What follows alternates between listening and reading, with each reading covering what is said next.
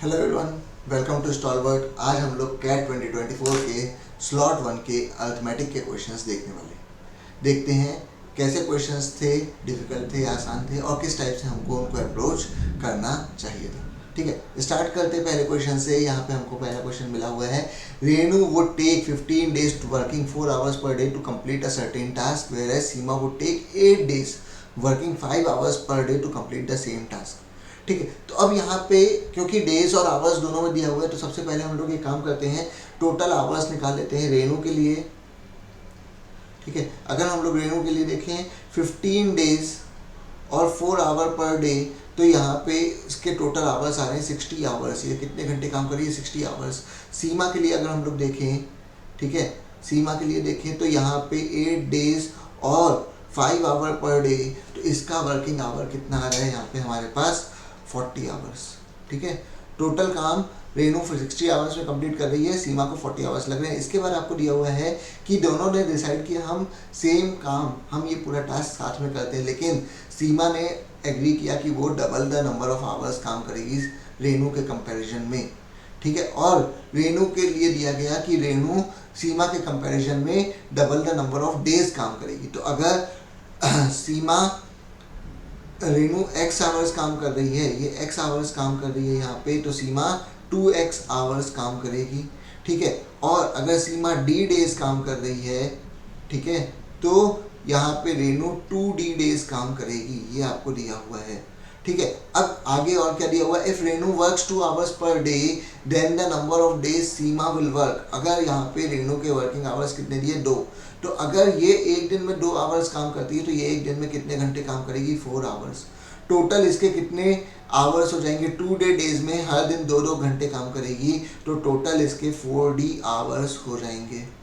ठीक है, और टोटल इसको कितने घंटे काम करना पड़ेगा? इसका भी क्या आ जाएगा? d डेज 4-4 घंटे काम करेगी, तो 4d आवर्स ये भी काम करेगी। ठीक है, अब क्योंकि ये टोटल वर्क 60 आवर्स में कंप्लीट कर लेती है, तो एक घंटे में इसका वर्क कितना हो जाता है? 1/60। और क्योंकि ये 4d आवर्स काम कर रही है, तो इसका टोटल वर्क कितना हो गया? 1/60 इंटू 4d। ठीक है, सिमिलरली ये पूरा एक वर्क कितने दिन में काम, कितने घंटों में कंप्लीट कर लेती है? 40 आवर्स में, यानी कि 1/40। और यहाँ पे भी ये भी कितने दिन काम कर रही है? 1/4d। ठीक है ना, 4d आवर्स के लिए ये काम कर रही है। तो यहाँ पे टोटल वर्क क्या हो जाएगा? इन दोनों का ऐड होके 1 के बराबर हो जाएगा। ये लिखा हुआ है d/15 प्लस d/10। ठीक है, d को अगर हम लोग कॉमन ले लें, 1/15 प्लस 1/10 इज इक्वल्स टू 1। अब यहाँ पे सॉल्व करते हैं, d इज इक्वल्स टू 1/15 और 1/10 का एलसीएम लेंगे 30। ठीक है, ये कितना आ गया? 3 + 2 यानी कि 5/30, और 5/30 कितना आ गया यहाँ पे? अच्छा, d के साथ मल्टीप्लाइड है ना ये। ठीक है, तो ये आ जाएगा 5/30 इंटू d, और ये आ जाएगा d/6। तो ये d/6 अगर 1 के बराबर है, तो d की वैल्यू कितनी हो जाएगी? 6। यानी कि क्या है कि सीमा अगर अकेले काम करती है, सीमा को कितना डेज काम करना पड़ेगा? यहाँ पे 6 डेज काम करना पड़ेगा। यही आपसे पूछा गया था, the number of days Seema will work. Okay, so moving on to the next question. In September the total incomes of Kamal, Amal and Vimal are in the ratio 8:6:5। Kamal, Amal and Vimal 3 person दिए हुए हैं, इनकी इनकम्स के रेशियो में है 8:6:5। तो हम लोग लिख लेते हैं 8x, 6x और 5x इनकी इनकम होगी। अब बोला जा रहा है कि they rent a house together and Kamal pays 15%। तो 15% अपनी टोटल इनकम का, 15%, Amal pays 12% and Vimal pays 18% of their respective income. ठीक है, जितनी इनकी इनकम है उसका ये 15% दे रहा है, ये 12% दे रहा है, और ये 18% दे रहा है। तो कमल का कितना शेयर हो जाएगा? 15% ऑफ 8x। ठीक है, अमल का कितना शेयर हो जाएगा? 12% ऑफ 6x, एंड विमल का कितना शेयर हो जाएगा? 18% ऑफ 5x। ठीक है, ये तीनों के रेंट के शेयर्स आ गए, है ना, रेंट आ गया, rent paid by individual. Total rent कितना दे रहे हैं? अगर हम इन तीनों को ऐड कर देते तो ये टोटल रेंट आ जाता है। ठीक है। अब इसके बाद बोल रहे हैं कि अक्टूबर महीने में इनकी सैलरी इंक्रीज हो जाती है, इनकी सैलरी इंक्रीज हो रही है, कमल की सैलरी 10% से इंक्रीज हो रही है। तो अगर 10% पर 100 कितना इंक्रीमेंट हो रहा है 10 का, तो हम लोग डायरेक्टली लिख सकते हैं, ये हो जाएगा 110 अपॉन 100 इंटू 8x। इसके लिए कितना हो जाएगा, 12% से बढ़ रही है तो 112 अपॉन 100 इंटू 6x। एंड इसके लिए हम लोग डायरेक्टली लिख सकते हैं इसकी 15% बढ़ रही तो 115 upon 100 into 5x।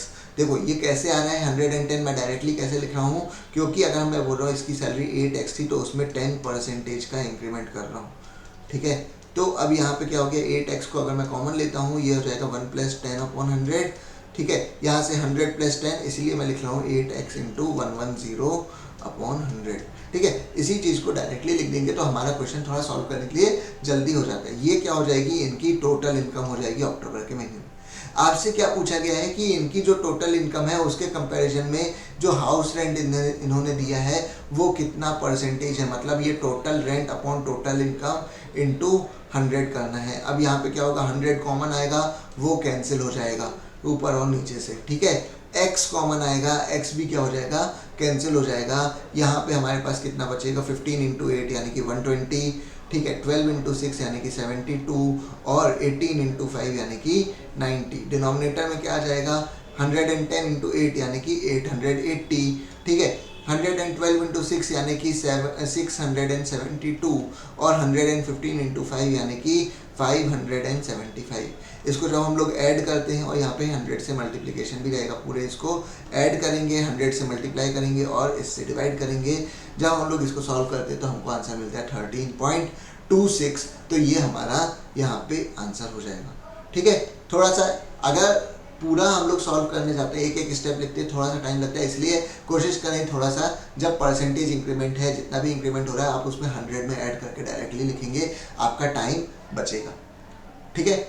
Moving on to the next question. अब हम लोग आते हैं, यहाँ पे दिया हुआ है selling price of a product is fixed to ensure 40% profit. Again यहाँ पे प्रॉफिट परसेंटेज कितना दिया हुआ है, 40%, मतलब कॉस्ट प्राइस से 40% ज़्यादा पे सेल कर रहे हैं, ठीक है। यहाँ पे सेलिंग प्राइस का जो फॉर्मूला होता है वो क्या होता है, CP1 प्लस प्रॉफिट परसेंटेज, ठीक है। इसको परसेंटेज इंक्रीमेंट ही मान लें, 40% इंक्रीमेंट हो रहा है कॉस्ट प्राइस पे, तो डायरेक्टली यहाँ पे आप फिर भी लिख सकते हो, क्योंकि 40% इंक्रीमेंट है 140 अपॉन 100 इंटू CP, ठीक है। CP कुछ नहीं दिया हुआ है, CP यहाँ पे हम लोग x ले लेते हैं। CP को कितना ले लिया, CP को हम लोग ने x मान लिया, ठीक है।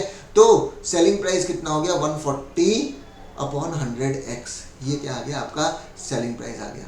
अब इसके बाद बोल रहे हैं, लेकिन अगर उस पर्सन को, ठीक है, कॉस्ट 40% कम मिली होती तो न्यू कॉस्ट जो है, न्यू कॉस्ट बोली गई है आपको, वो क्या हो जाएगी, पुरानी वाली जो कॉस्ट है उसमें 40% कम, CP minus 40% of the CP। Again फिर CP कॉमन, x कॉमन ले लेंगे, यहाँ पे आ जाएगा 1 माइनस 40/100, डायरेक्टली लिख सकते हैं, कितना आ जाएगा, 100 माइनस 40 60 अपॉन 100x, ठीक है। और क्या बोल रहे हैं कि अगर उसको, if the product had cost 40% less and had been sold for ₹5 less, तो आप उसको बेच कितने पे रहे हो, 5 रुपये कम पे बेच रहे हो, 5 रुपये कम पे बेच रहे हो, तो यहाँ पे आपके लिए selling price, new selling price कितना हो जाएगा, न्यू सेलिंग प्राइस हो जाएगा ये पुराना selling price minus 5 rupees, 140/100 into x minus 5, ये क्या हो गया, नया सेलिंग प्राइस। और यहाँ पे आपको प्रॉफिट परसेंटेज कितना बोला है, 50% का प्रॉफिट हो रहा है। यहाँ पे प्रॉफिट कितना हो रहा है, 50% का प्रॉफिट हो रहा है। तो यहाँ पे फिर से हम लोग यही वाला फॉर्मूला लगा सकते हैं, न्यू सेलिंग प्राइस कितनी हुई है, दी हुई है 140x माइनस, यहाँ पे LCM ले लें तो ये कितना हो जाएगा, 500 upon 100 is equals to cost price. Cost price क्या आ जाएगी, क्योंकि नया सेलिंग प्राइस है तो नई कॉस्ट प्राइस भी रखेंगे, 60x अपॉन 100। और यहाँ पे प्रॉफिट परसेंटेज कितना दिया हुआ है, 50% का प्रॉफिट परसेंटेज है, ठीक है। ये 100 और ये 100 तो क्या हो जाएगा, कैंसिल हो जाएगा। इसके बाद इसको सॉल्व करेंगे, 100 प्लस 50 150 अपॉन 100 करेंगे तो कितना आएगा, 3/2, ठीक है। या इसको डायरेक्टली कितना लिख सकते हैं, 1/2 लिख के फिर सॉल्व कर लो। ये कितना आ गया, 140x minus 500 is equals to 60x into 3/2 करेंगे तो 60x इंटू 3/2 करेंगे, 2 से ये कैंसिल होगा, 30, 30 इंटू 3 कितना हो जाएगा 90, ठीक है। और अब यहाँ पे हो जाएगा ये 90x। अब 90x को इधर पे लेके जाएंगे, 500 को इधर पे लेके जाएंगे, तो यहाँ पे हमको क्या मिलेगा कि 140 x minus 90x is equal to 500, ठीक है, जो कि कितना हो गया 90x थे, ठीक है। 140 में से 90x गया, कितना बचा 50x। तो x की वैल्यू कितनी आ जाएगी, x आ जाएगा हमारा 500 डिवाइड बाई 50 यानी कि 10। अब कॉस्ट प्राइस हमारी 10 आ गई, सेलिंग प्राइस अगर बात करें तो कितनी आ जाएगी 140/100 इंटू 10। सेलिंग प्राइस पूछा गया है, कॉस्ट प्राइस नहीं पूछा गया, तो वो कितना आ गया 14 रुपीज़। ये हमारा आंसर होगा, ठीक है। ध्यान रखेंगे x आने पे कई लोग जल्दी से टिक कर देते हैं यहाँ पे कि 10 आ जाता है, लेकिन हमको वो चीज़ नहीं करना है। 10 तो कॉस्ट प्राइस, आपसे सेलिंग प्राइस पूछा गया है, तो सेलिंग प्राइस कितना हो जाएगा 14 रुपीज़ हो जाएगा, ठीक है। चलिए अगले क्वेश्चन पे चलते हैं। अब यहाँ पे हमको क्या दिया हुआ है, a glass is filled with milk and 2/3 of its content is poured out and replaced with water. अब यहाँ पे क्या हो रहा है, रिप्लेसमेंट वाला हमारा मिक्सचर का क्वेश्चन है, ठीक है। This process of pouring out 2/3 of the content and replacing with water is repeated 3 more times, ठीक है। तो जब भी इस टाइप के क्वेश्चन आए कि आप रिप्लेस करते जा रहे हो और बार बार आप कुछ कंटेंट निकाल के कुछ और कंटेंट मिल्क निकाल के वाटर डाल रहे हो या वाटर निकाल के मिल्क डाल रहे हो, इस टाइप के जब भी क्वेश्चन आते हैं तो हम लोग जो चीज़ कम होते जा रही है, यहाँ पे कम क्या होते जा रहे हैं, मिल्क कम होते जा रहे हैं, ठीक है। उसके लिए देखते हैं, उसके लिए हम लोग देखते हैं क्वांटिटी रिमेनिंग, ठीक है। इसका जो रेशियो होता है ओरिजिनल क्वांटिटी के साथ, ठीक है, वो क्या होता है, ये बेसिकली क्या हो रहा है, डिक्रीमेंट हो रहा है, बार बार डिक्रीमेंट हो रहा है। कितने बार कर रहे हो आप, 4 बार कर रहे हो, तो 1 माइनस एक बार में कितना रिप्लेसमेंट कर रहे हैं, 2/3 का रिप्लेसमेंट कर रहे हैं, ठीक है। कितने बार कर रहे हैं, 4 बार कर रहे हैं, ठीक है। ये क्या होता है कि कितना टोटल था उसमें से आप कितना एक बार में रिप्लेस करते जा रहे हो, तो 3 में से आप एक बार में 2 रिप्लेस करते जा रहे हो, ठीक है। तो इसको क्या करेंगे, अब हम लोग सॉल्व करेंगे। ये हमको यहाँ पे रेशियो कितना मिल जाएगा, 3 - 2 यानी कि 1/3 की पावर 4, 1/3 की पावर 4 कितना आ गया 1/81। तो ओरिजिनल क्वांटिटी और क्वांटिटी रिमेनिंग, यहाँ पे रेशियो कितना है 1/81 है, ठीक है। तो अगर ओरिजिनल क्वांटिटी 81 थी, उसमें से मिल्क अभी बचा कितना है, 1 बचा है। मिल्क यहाँ पे कितना है टोटल, अगर मेरे पास 81 लीटर का वेसल है और उसमें से 1 लीटर मिल्क है, तो वाटर कितना हो जाएगा, वाटर की क्वांटिटी कितनी होगी वहाँ पे 80। तो मिल्क इज टू वाटर कितना होगा 1:80। अगेन फिर से ऑप्शन में आप 1:81 भी देख रहे हो, सॉल्व करने में सबसे पहले 1:81 आता है, टिक नहीं करना है। ये चीज़ बहुत छोटी सी चीज़ें होती हैं, लेकिन अगर ये गलती कर देंगे आपके -4 हो जाएंगे। -1 तो होगा ही, लेकिन 3 नंबर जो आपको मिल सकते थे थोड़ा सा दिमाग लगाने से वो भी चले गए, तो -4 हो जाएंगे। आप इसको ऐसा मत सोचो कि बस -1 हो गए, ठीक है ना। कि टोटल ये जो आप रेशियो निकालते हो ये हमेशा ओरिजिनल क्वांटिटी से निकालते हो, वो कितना आया 81 आया है, ठीक है। और ओरिजिनल क्वांटिटी में से अब मिल्क कितना बचा है 1 बचा है, तो वाटर कितना हो जाएगा 80 हो जाएगा। तो मिल्क इज टू वाटर का रेशियो 1:80 होगा, ठीक है। अब चलते हैं अगले क्वेश्चन की तरफ। यहाँ पे क्या बोला गया है, a fruit seller has a total of 187 fruits consisting of apples, mangoes and oranges, ठीक है। तो Apple plus mango plus orange आपको यहाँ पे कितना दिया हुआ है 187 दिया हुआ है, ठीक है। और क्या बोल रहा है कि number of apples and mangoes are in the ratio 5:2। तो एप्पल्स को हम लोग ले लेते हैं 5x, मैंगोज को ले लेते हैं 2x, ठीक है। और यहाँ पे ऑरेंजेस हम लोग रखते हैं, तो वो कितनी, उस ओ की वैल्यू हम लोग निकाल सकते हैं क्या, ओ कितना आ जाएगा 187 - 7x। ये नंबर ऑफ ऑरेंजेस थे मेरे पास इनिशियली। अब आपको बोल रहा है कि उसने 75 एप्पल सेल कर दिए, ठीक है। तो अगर सेल उसने कर दिए यहाँ पे 75 एप्पल सेल कर दिए, ठीक है। उसके बाद मैंगोज 26 सेल कर दिए और ऑरेंजेस कितने सेल कर दिए, half of the original number of oranges. ये दिया हुआ है half of the original number of oranges, यानी कि 187 - 7x/2 इतने ऑरेंजेस सेल कर चुके हैं। अब रिमेनिंग बचा कितना है, रिमेनिंग अगर हम लोग देखें टोटल उसके पास 5x एप्पल थे, रिमेनिंग एप्पल कितने हो जाएंगे, एप्पल रिमेनिंग कितने 5x - 75, ठीक है। मैंगोज रिमेनिंग कितने हो जाएंगे आपका 2x माइनस 26 और ऑरेंजेस कितने आधे उसने सेल कर दिए थे तो आधे बचे होंगे 187 माइनस 7x अपॉन 2। यहाँ पे आपको अब अनसोल्ड एप्पल जो रिमेनिंग एप्पल हैं और जो रिमेनिंग ऑरेंजेस हैं उसके बीच का रेशियो दिया हुआ है, the ratio of the number of unsold apples to the number of unsold oranges, मतलब रिमेनिंग एप्पल और रिमेनिंग ऑरेंज के बीच का रेशियो 3:2 है। तो यहाँ से आप सॉल्व कर सकते हैं एप्पल अपॉन ऑरेंजेस रिमेनिंग वाले, ठीक है, वो कितना दिया हुआ है आपको 5x minus 75 upon 187 minus 7x upon 2।